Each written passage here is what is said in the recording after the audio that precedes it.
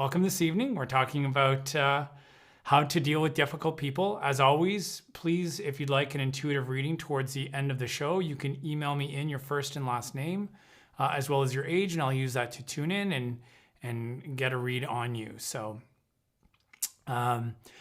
without further ado, why don't we get started into this evening's topic, how to deal with difficult people. So now, I was a bit sneaky in my topic for this evening because we're really not actually talking about how to deal with difficult people, because I don't know that there are difficult people. And so instead, what we're going to be doing is we're going to be exploring how to deal with people that you have difficulty with. And now that is a significant difference between the two statements, difficult people versus people you have difficulty with. And I want to talk about why that difference is really important and what you can do to work with that. So first of all, why can't people be difficult? Well, the first reason is difficult is a judgment, and judgments are open to interpretation. So for example, I might find somebody difficult and you might find them delightful, and someone else might find someone else difficult and you might find them delightful. And so when we call someone a difficult person, it doesn't acknowledge that we are the one making the judgment in that. And so in that regard, anytime we call someone a name like difficult or another name like beautiful, it's actually a power play. And this is something that I don't think we understand in our common use of the English language, which is that name calling is a power play. And what do I mean by that? If I say to someone, you're difficult, I am now the sayer of what is or is not difficult. And that's putting me in the judger role of what is or is not difficult. Similarly, if I say, you're beautiful, I am now the sayer of what is or is not beautiful. And that's not really, I can say, I think you're difficult or I think you're beautiful. But if I say you are, then I am making myself the sayer of that. So it's a power play and it's something to be aware of.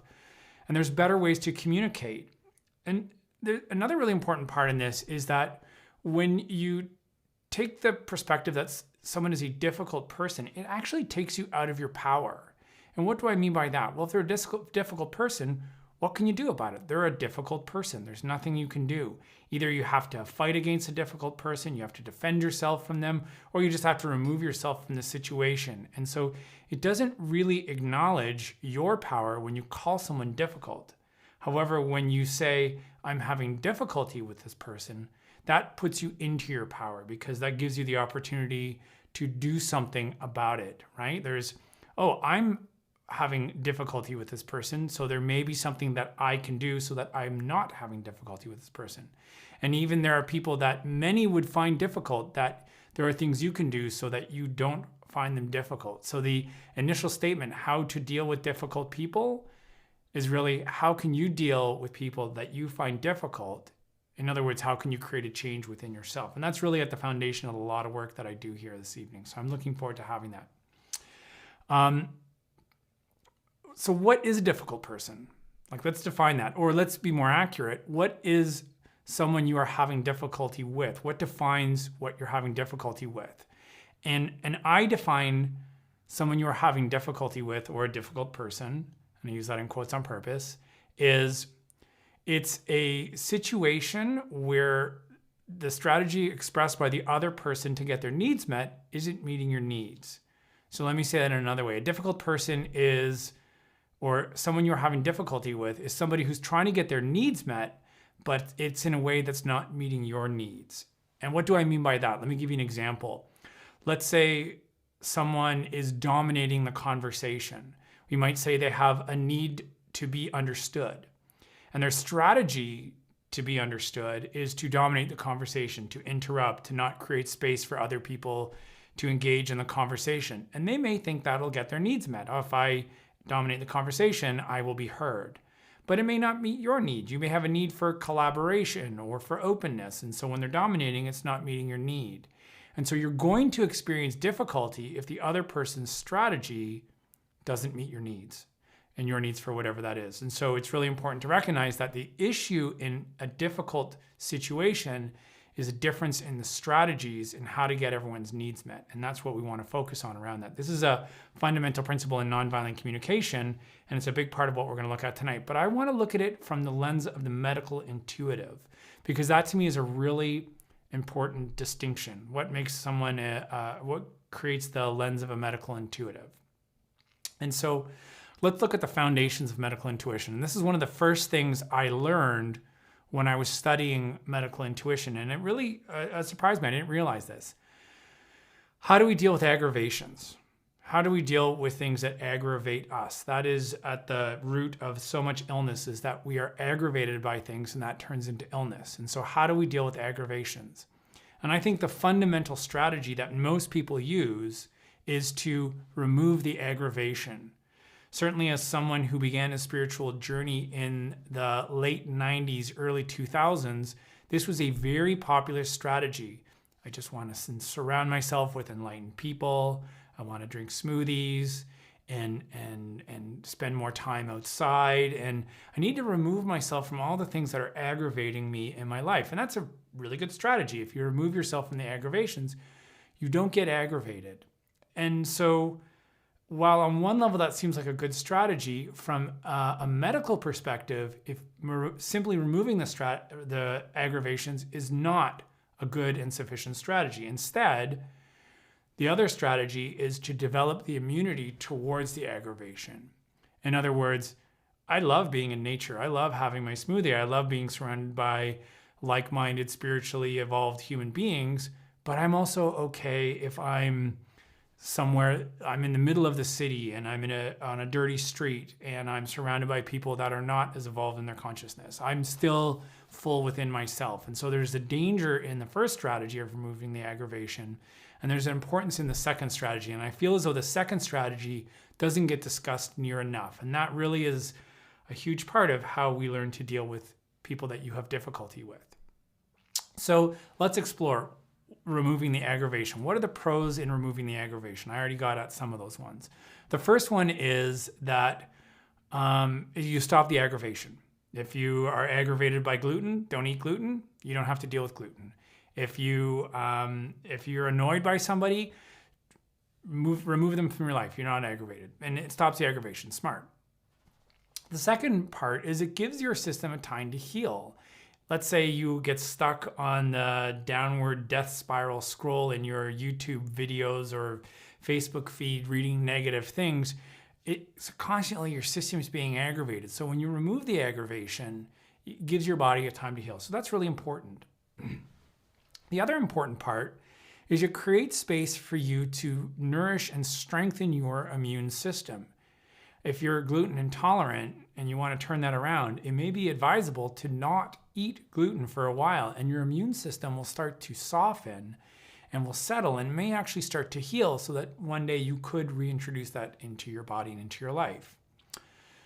There are cons to removing the aggravation. The number one, what do you do if the aggravation returns in your life or you get re-aggravated? You haven't developed any immunity to deal with it. And so it's unlikely that that's going to work. The other challenge is when you shrink your exposure to the things that are aggravating you, you keep narrowing the range of what you feel comfortable with and eventually become the boy in the bubble, meaning you have to live in a bubble because anything will aggravate your immune system and you'll react. And I would say that we're in a world right now that people are much more aggravated than they ever have been. Our immune systems are as weak as they have been. And we're trying to create a bubble in the world rather than bolster or strengthen our immune system. And that's the main issue to me, is it doesn't strengthen your immune system. And that's a really vital component to why we don't want to just remove the aggravation. So how do we strengthen our immune system? And that's a really important question. How do you strengthen your immune system? For me, the first step is to determine, is what you're experiencing a toxin, a pathogen, or an allergen? And yes, we are talking about situations where you find it difficult to deal with people. And I am looking at that from, is the person that you're having difficult dealing with, are they toxic? Are they expressing a pathogen? Or are they an allergen to you? And what do I mean by that? So number one, toxins are substances that are toxic or poisonous to the majority of people. You expose yourself to this person who is profoundly negative and spiraling and wants to take people down with them. You have to be a pretty evolved human being to not be affected by that. And so a toxic situation is one that pretty much anybody exposed to is gonna experience suffering as a result of it. The second one, a pathogen. A pathogen is a foreign substance that you don't have the antibodies to fight against. And this is really interesting, and it's an important thing to look at, because the way our immune system works is when we are exposed to pathogens that we don't have the immunity towards, our immune system learns how to fight or deal with that pathogen so that we can overcome it through our immune system. We're designed to deal with things that we don't know how to deal with. That's part of the human experience. And so in terms, if the person is a pathogen, in other words, they trigger you, but they're not inherently toxic, you can learn to grow and work with that situation to be able to interact with them. So if they're not a toxin, are they a pathogen? And then the third one, which is really important, is an allergen. And allergens are really interesting because an allergen is defined as something that is poisonous to some, but not to most. So for example, peanuts are aggravating to some people and they're delicious to others. And it's a minority that are allergic to them. Similarly, there may be some types of people that you are allergic to that other people are not. They find them really wonderful. Some people absolutely love Donald Trump. Some people cannot stand him. Some people, anyhow, you get what I'm saying. So determine, first of all, is this person that you're having difficulty with a toxin, a pathogen, or an allergen? And if it is truly a poison, you have to remove it from your life. It's okay to draw boundaries, to withdraw, to remove yourself from the situation. I feel like that's a big thing with what happened to us with COVID, is everybody removed things from their life to start off with. Well, I don't know what's a pathogen and what's a toxin right now, so we remove it from our life. The second part is if it is in fact an antigen. In other words, if it's somebody that you have difficulty dealing with, but there is a chance that you can create the immunity within yourself to deal with them in such a way that they don't get under your skin, affect you negatively, then what you want to do is you want to develop the antibodies, the defense mechanisms, the way to interact with them in a way that's not going to cause you harm. And so that's important. And then the third part, if it's an allergen, let's say you're oversensitive and you are affected by everybody, or you're over affected by situations, you may want to strengthen your immune system. And as an empath, I certainly began my journey as someone who was very allergic to situations. I reacted regularly to situations that I find difficult. And if you're a highly sensitive person, you may experience more allergic reactions to people where you're being overwhelmed by them, whereas other people are totally fine with it. And I can tell you as an empath, an allergic reaction is not a foregone conclusion. It is possible to bolster your immune system that you can be around all kinds of people and not be affected. And if you are an empath, I encourage you to take that perspective, not to try to create a bubble, but instead to bolster your immune system so that you are robust and you can handle a variety of situations. There's one important thing I wanted to add to that, which is that not everyone, there are some people who can deal with toxins and not have it affect them. I think of Wim Hof, who, if you know breathwork things, he would inject himself with these viruses and they wouldn't affect him. He's got a robust immune system. He's got a great way to process and deal with things. There's those who smoke cigarettes and work in the coal mine and drink like crazy and they live to 95. So there are some that toxins don't affect in the same way. And then there are some that are so sensitive, they may not ever be able to balance their system such that they don't experience allergic reactions to situations in life. And so there's no judgment on the ends of the spectrums. I just want to make sure that I'm defining that there's variety in that. Okay, so let's continue looking at how to strengthen your immune system. The first thing to do is to increase your exposure. So for example, your immune system needs to learn how to develop the antibodies to deal with different situations. If you're a small child and you go to kindergarten, most parents know that when kids go to kindergarten, they start getting sick. And from a medical intuitive perspective, what it is they meet new attitudes, beliefs, thought patterns that they may not have the antibodies to deal with. And so they may get sick to start off with, but as they hang out with kids, they learn how to defend themselves, how to hold their boundaries, how to stay in their integrity, and the immune system will strengthen. But you need to increase your exposure. If you are not exposed to things that aggravate you, you don't develop that immunity. So if there are things that you find triggering or challenging to listen to, increase your exposure a little bit. Try not to just listen to stuff that you find stimulating or just hang out with people that you find nourishing. See if you can expand that to situations and people that you find a little bit challenging to develop your immune system. And that fits into this next one, which is to expose yourself to bite-size exposure to things that aggravate you. So small things, so you're taking in little bits. The other thing is to increase your variety, the things that you are exposed to. Don't just watch movies or shows of a certain type. Try to bring in a variety of things. Get different perspectives from different people. I know for digestive health, one of the most healthy things you can do is to eat a huge variety of foods. And actually, that's one of the problems that we're experiencing in our world. When you go to the store, there's one variety of carrot. But there are tons of different types of carrots. And so you want to eat a variety of carrots, not just standard orange carrots. You want to eat a variety of kales. You want to eat a variety of tomatoes, not just the one variety that's so very popular. So you want to increase your exposure to different varieties. And you want to be careful, the shadow aspect of this, which is to not expose yourself to different things. Do you only ever order the same thing at a restaurant? I was a very picky eater as a kid. I was a hamburger kid. I just wanted hamburgers. And I think that was a way of me dealing with my sensitivity. If I narrowed my exposure, I didn't have to process so many different things. I'm very grateful I got over that. I'm a robust eater. I enjoy a variety of foods. My ability to deal with a variety of things has increased. So just careful if you are narrowing what you expose yourself to. You may even know someone like that if it's not yourself. And now the next thing is to avoid addictions. And so what are addictions? Addictions are things that don't nourish you, but you get addicted to. So it's feeding yourself with things that feed but don't nourish. And that would be like when you keep watching videos of a certain perspective and you keep going down deeper and deeper into a rabbit hole, or you're overtired and you watch the next episode, or you need something healthy to eat, but you have another bag of chips. These are addictive reactions, and it's almost like you're craving a familiarity, and so you reach out to that, but it doesn't nourish you. So it's really important. So one way to increase your immune system is don't just go for things that feed something, but that don't nourish. And think of the concept of nourish. So how do you nourish yourself?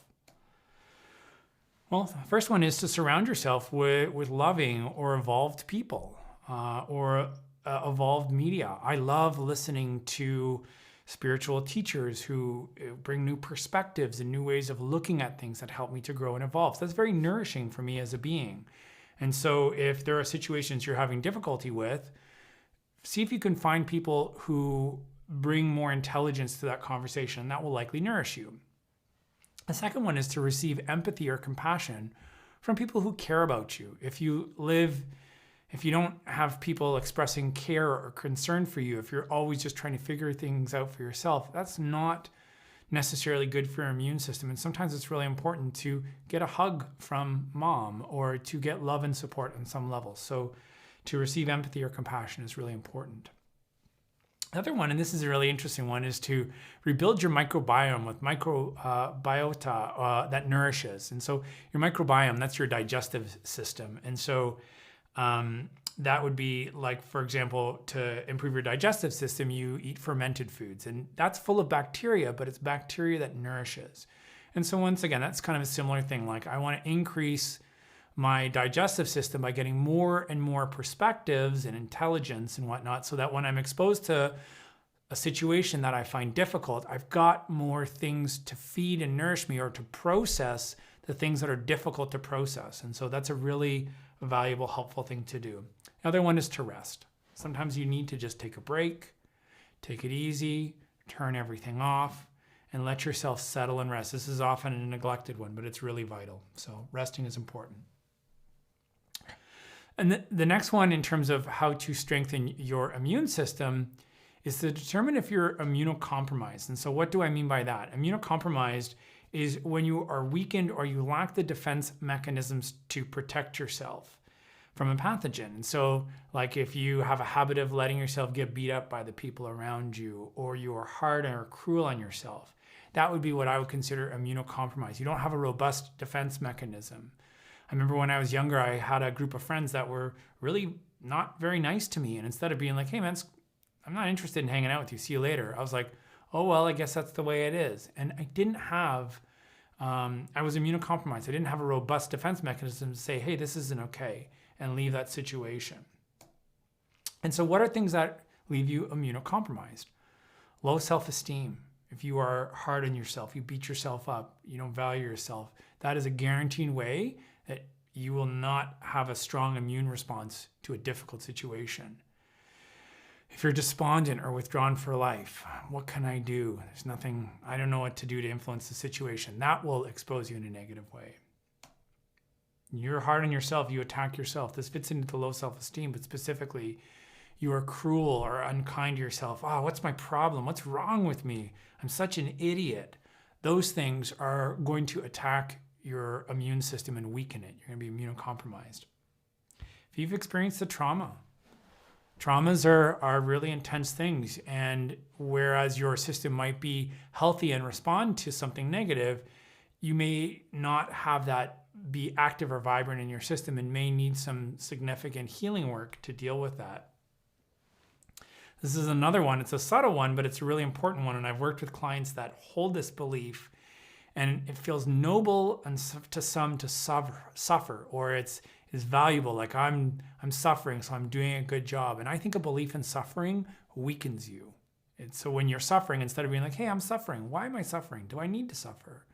You know, I'm suffering with this person. You go, wait a second, I don't need to suffer. I don't have to put up with this situation.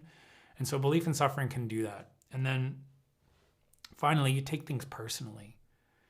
This person's insulting words are about me personally, as opposed to this person is suffering, and the way they're dealing with it is to express negative words. And they would express it to anyone in their presence, and I don't need to take it personally. This is a really important one to be aware of if you take things personally.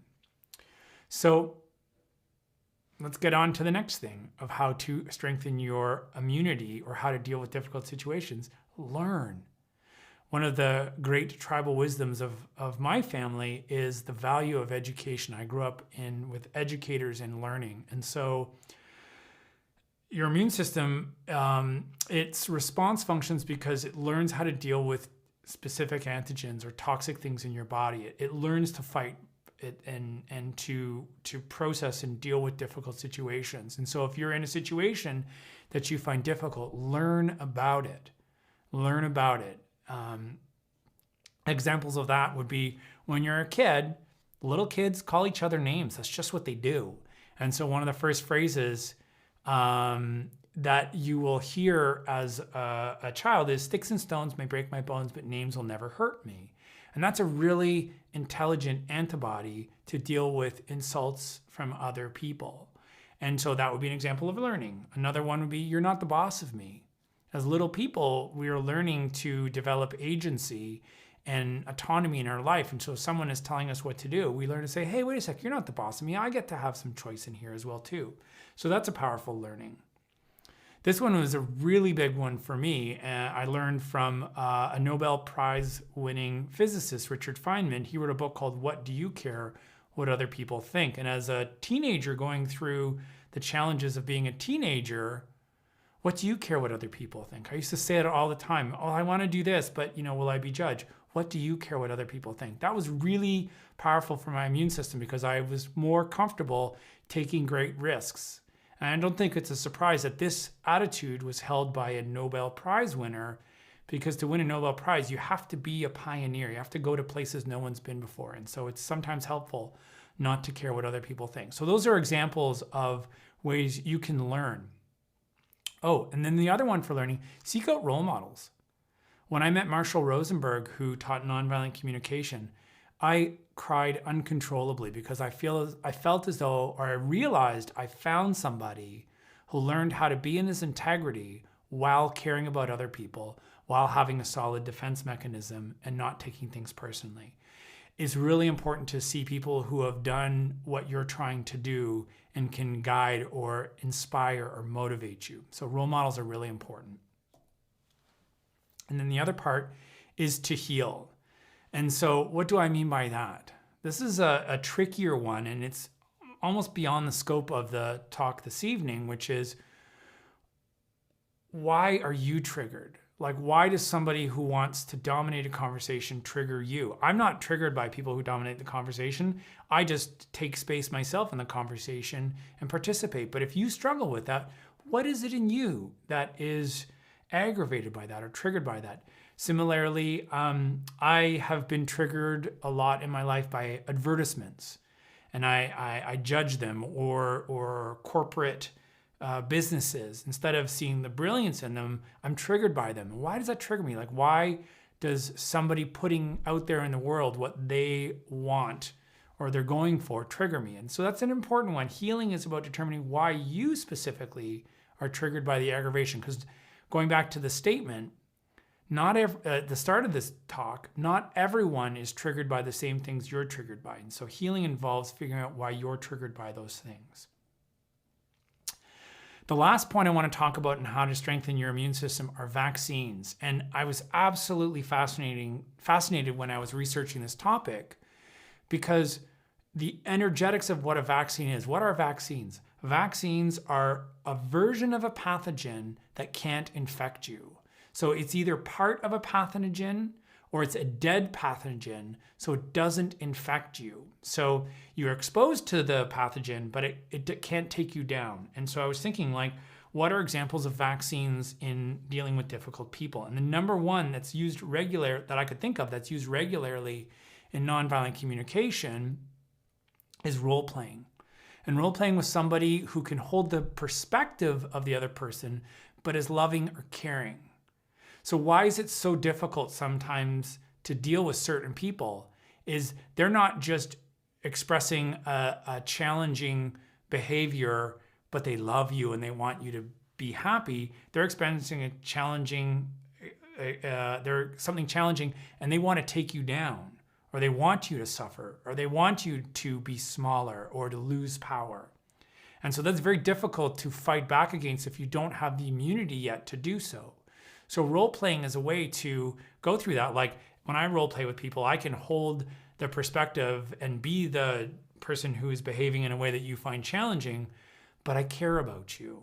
Or I can be that person, but I can take an evolved perspective as to why I'm behaving that way. And that can be really helpful. So role-playing is a powerful form of vaccine for dealing with people that you have difficulty dealing with. Another one, and this is a really challenged one these days, is humor. Humor, in my mind, is a vaccine type of energy. Traditionally, the only people who could criticize the king or the ruler was the jester. The jester was a truth teller, but he did it in a way that was non-threatening, and so the person could take acknowledgement. And by humor, I don't mean sarcasm. Sarcasm has an element of taking the person down, or snide humor, or there can be such a thing as cruel humor.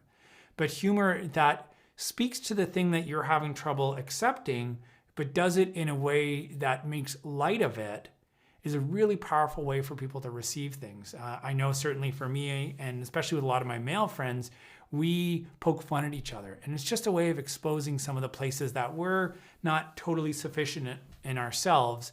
And it's a nice way to receive it. So humor can be, in my opinion, a form of vaccine. Now, there are strategies that do not serve life, and things that you can do with difficult people that are not going to make a difference.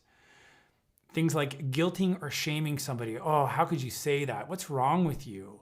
Or you hurt my feelings when you do those things, or whatever.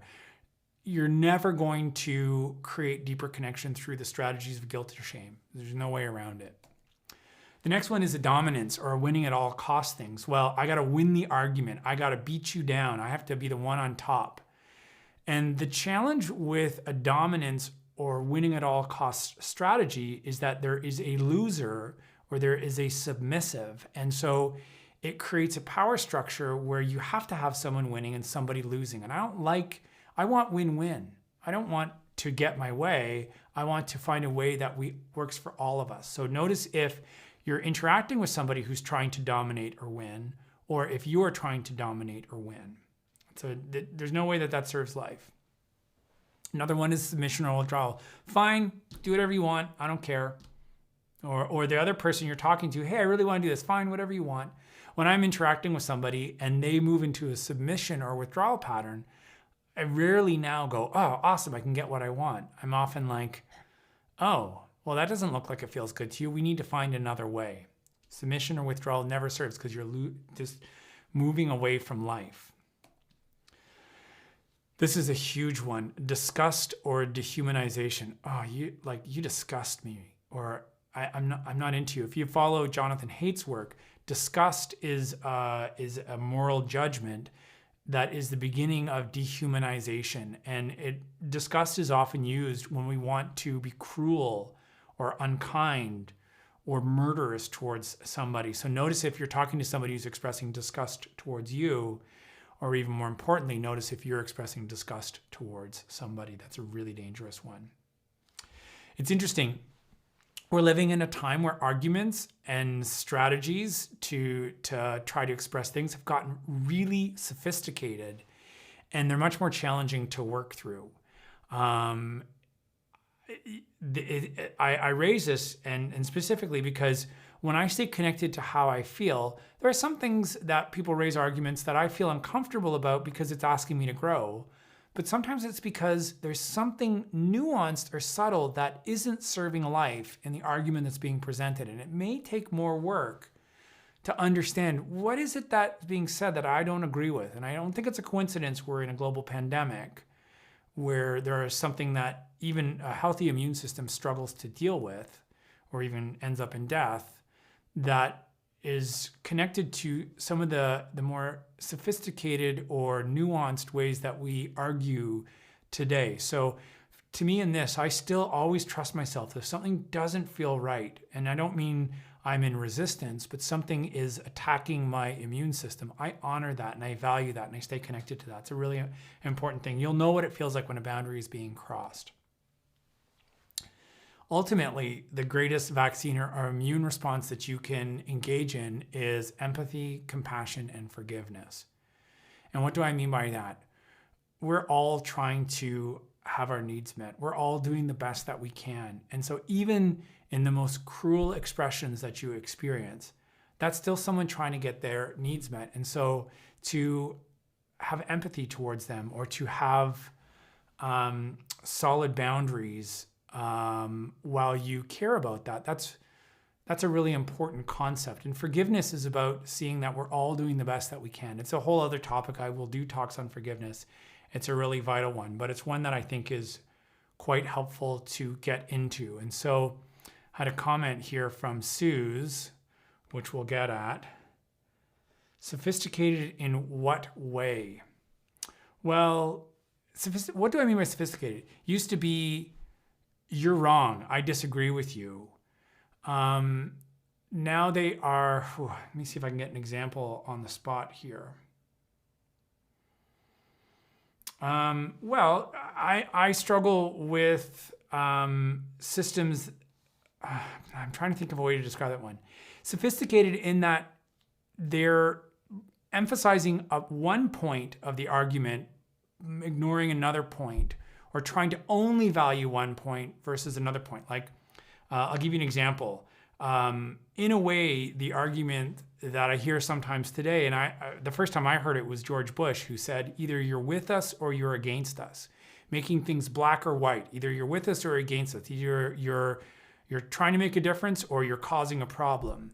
That to me is sophisticated because I don't know that things are so black and white. I'm not either with you or against you. I could be with some things and against some things. And so to say either you're with us or you're against us is a more sophisticated argument than you don't agree with me or you're supporting me. So that's kind of what I mean. Hopefully that answers it in some way for you, Suze, or makes sense. in terms of what do I mean by more sophisticated arguments. And so how do we deal with difficult people, or how do we deal with people that we have difficulty with?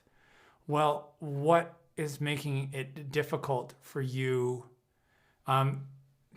what is making it difficult for you to deal with them?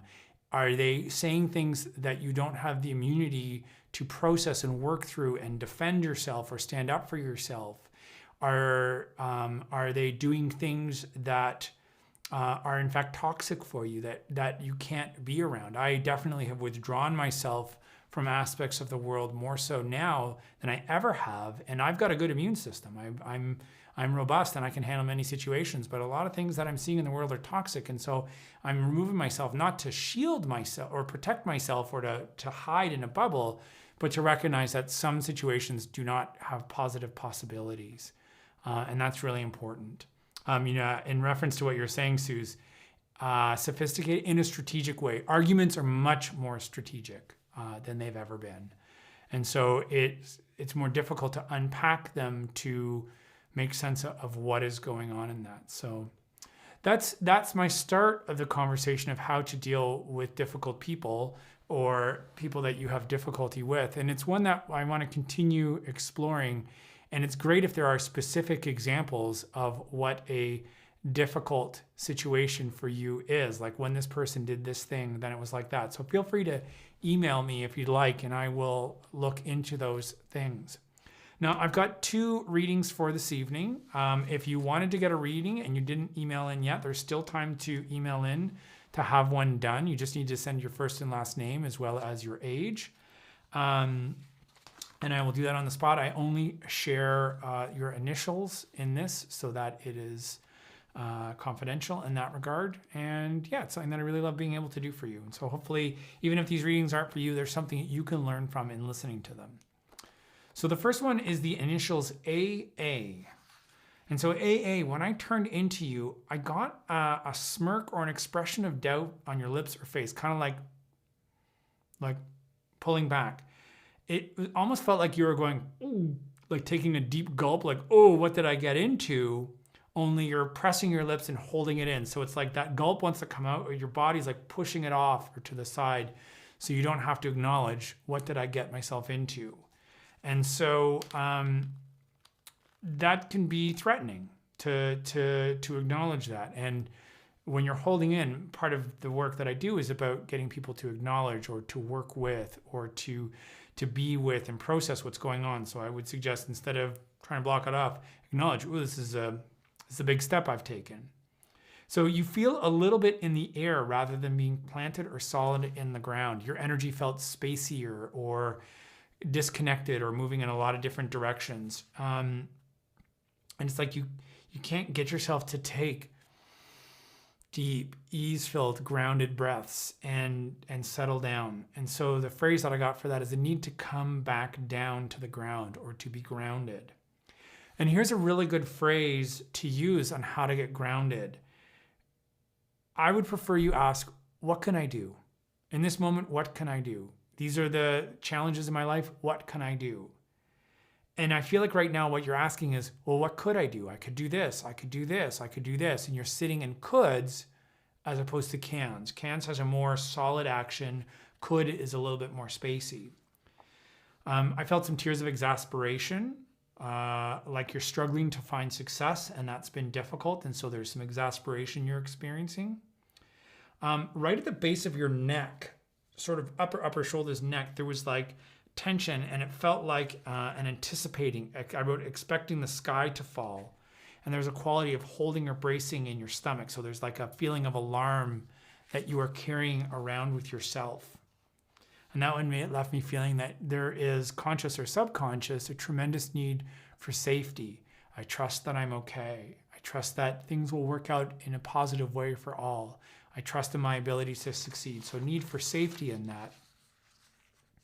I found myself asking AA, how can we get you to land? Come back down. And for that, right now, the approach you're taking towards finding success feels more fight or flight, like reactive, as opposed to one step at a time, which goes back to that point of what can I do? What can I do? And the last point to your reading to me that is really important, this is one that I had to learn. When I opened my first yoga studio, I struggled tremendously. And I realized that I was trying not to fail as opposed to saying, am I doing all that I can? And to me, that's an important distinction, because if you do all you can and it fails, then to me, what I'm doing wasn't needed. It wasn't for me to run a yoga studio. A yoga studio wasn't needed in this area. And so instead of how do I not fail, it's what can I do? Have I given myself to the thing that I'm trying to do fully and with presence and trust and ease, so that if it fails, I know that it's not that I failed, it's that what I was providing wasn't needed. And that's a really important distinction. And so for you, let failure come from doing what you can versus wishing things were different or fighting it, if that makes sense. And that's to get grounded. So hopefully AA, that's helpful for you. The next one is for SDM. Some of what we talked about tonight really fits into your reading. Right away when I tuned in, I saw you looking down and inwards. And so there is a quality of self-doubt. Is there something wrong with me? So what's really interesting is when we go through life, things don't always work out the way that we would like. Some people will think, oh, what's wrong with them? Some people will think, what's wrong with the situation? It feels to me like you think, what's wrong with me? Did I do something wrong? And the challenge in that is that is an attack on yourself. It's hard on your immune system.